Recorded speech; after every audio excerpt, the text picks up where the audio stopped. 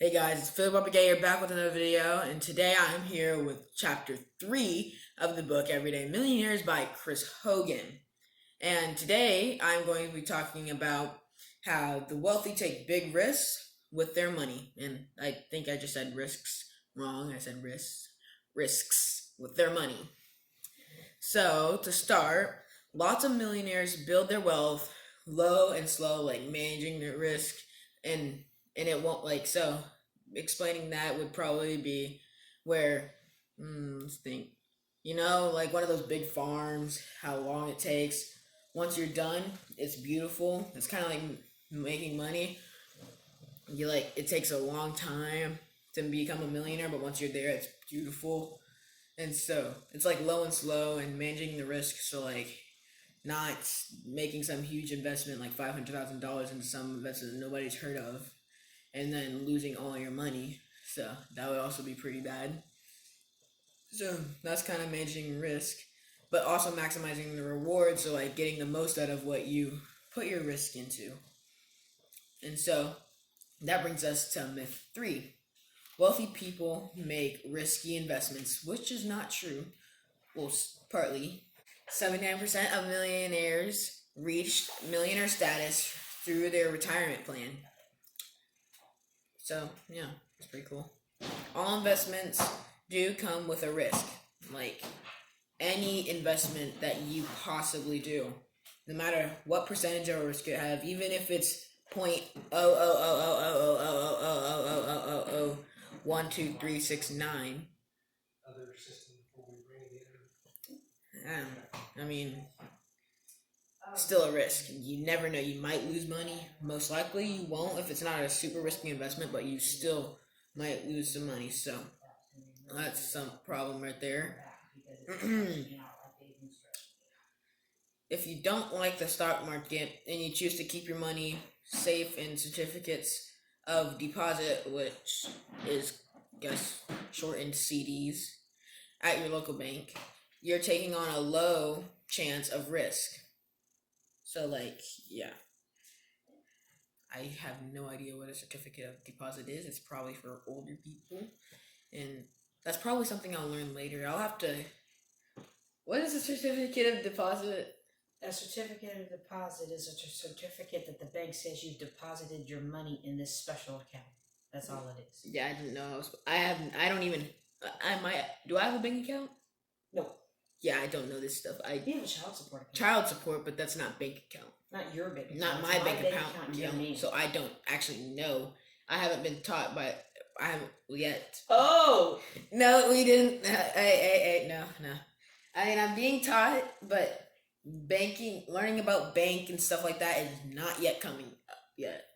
It will be coming up soon, so maybe I'll teach that some other time. Maybe in the future, like 2 years. No, you're going to learn banking soon. Oh, no. Because you're old enough now to start keeping track of your money. Can I have a debit card? When you are responsible enough to keep track of your money, you really want this on the video? Because I can have the conversation. You want to talk about grades? My grades are beautiful. Your grades are A-B, but I know they can be all A. Do you want me to keep going? If you stop losing your stuff and start turning your stuff in. Because I know you're smart enough to do it. They know I'm smart enough to do it too, because I was on the ACT. But getting back to the video, wow, I've already wished a little time. I'm gonna,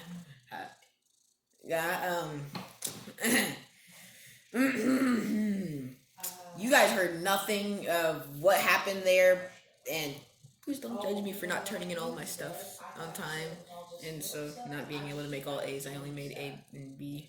I will make A's, okay? That is my goal. Instead of being a millionaire right now at 14 years old, I want to get all A's, okay? That's my goal, which is something I'll talk about later in chapter... I forget which chapter it is, setting goals and stuff like that. But with CDs, you might have you have a low risk, you have a chance of getting your money back, and it might be bigger, but you might not get the most, you might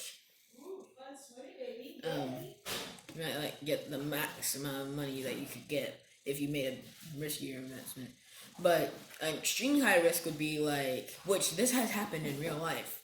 when a hockey player decides to invest $250,000 into cough syrup popsicles, a product I have never heard of in the history of my life, which is why I said that earlier in the video. I've never heard of cough syrup popsicles, and I only mentioned that because Chris Hogan talked about a hockey player actually investing in that, and I will be talking about that story in Storytime for chapter 2 of Storytime. All the story times, yeah. I say that a lot. I like story time, the word story time. So yeah, cough syrup popsicles, and it was a huge failure. That's the word I was gonna look like a blowout or something like that, but failure. He lost all his money. Yeah, it was terrible. I feel bad for the guy, but it was his fault. Chris Hogan told him not to do it because it was a crazy idea, and would probably not work out. So, okay, so I'm gonna just get to the numbers now. 79% of millionaires use employee sponsored plans like the 401k to build wealth. So it's kind of weird because it's a boring retirement plan, but I mean it works. 97% of millionaires believe they control their own destiny, like so that they can control making themselves like become a millionaire or like getting more net worth and stuff like that because they control it when they think about it. So they have bring their own success to them. So that's pretty much why I bring that up because numbers, I like the facts, which is what I need to start bringing into school. So yeah. Okay, it's time for my favorite segment, I guess. What millionaires do slash don't. Okay, so what millionaires do is build their wealth through retirement plans, and millionaires also believe their own destiny. They control their own destinies, and millionaires do. They say that it takes years or decades to actually of constant investing to reach the millionaire status because it's a really long process. That's why I said in chapter 2 it's a low and slow process. I'm pretty sure chapter 1 or 2 was no it's chapter 1, yeah, because no it's chapter 1 or 2. Slow process, and that's pretty much the definition of investing. Like it's low and slow, it's boring. Okay, so now time for millionaires don't take huge risks to try to get rich quick, and most of the time it doesn't work. They don't take out loans because that would be bad. I don't know any millionaires that actually do take out loans. And millionaires don't borrow money from their friends, and because you never know what they might do. They might try to say that they were loaning it to, or they might try to get it back right away, and you never know if they say they're giving it to you, but they actually meant it to be a loan, something like that. So just you don't want to take money from friends, and yeah, that's it. That's the video. Yeah, it's a pretty long video, but yeah, I did have parents interrupt, which kind of embarrassed me a little bit, but yeah, got through it. And so, on that closing remark, this is PhillyBobPK signing off, bringing you chapter 4 whenever. PhillyBobPK signing off.